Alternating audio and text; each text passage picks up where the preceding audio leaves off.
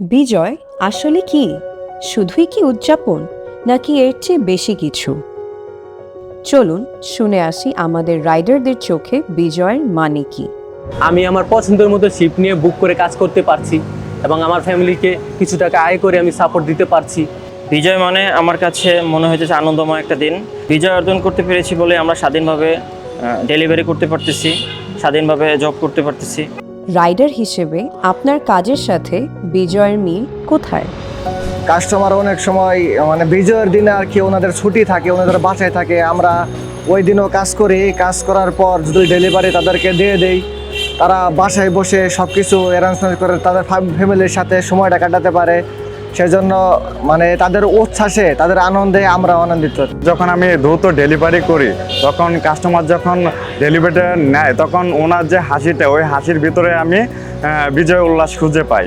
Last একটা ডেলিভারিতে এক মুমূর্ষু রোগীর অর্ডার পেয়েছিলাম। তখন ডেলিভারিটা করার সময় কাস্টমার আমাকে ফোন দিয়ে বলছিল যে অর্ডারটা দ্রুত ডেলিভারি করুন। সো আমি অর্ডার দ্রুত ডেলিভারি করলাম। তারপরে কাস্টমার একটা মৃদু হাসি দিল এবং ওই হাসির মধ্যেই আমি নিজের বিজয়টা উদযাপন করতে পেরেছি।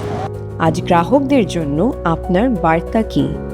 আগামীতে আমরা যেন কোনো বৈষম্যের শিকার না হই, আমরা আমাদের কাজের দ্বারা যেন সবার মাঝে আলোকিত হয়ে থাকতে পারি। আমার কাছে যখন একটা অর্ডার আসে, সেই অর্ডারটা আমি ফার্স্ট ডেলিভারি করার জন্য চেষ্টা করি।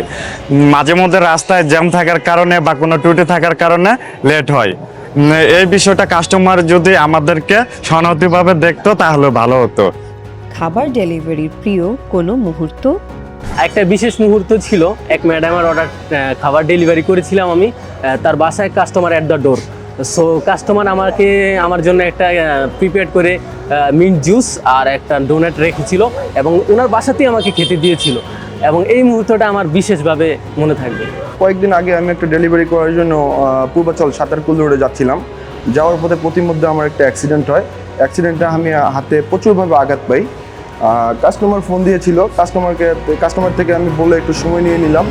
তার পরক্ষণে যখন আমি কাস্টমারের সামনে গেলাম, কাস্টমার ফুডটা রেখে আমার হাতটা নিয়ে দেখতেছিল এবং বলতেছিল আপনি মনে হয় অনেক আঘাত পেয়েছেন।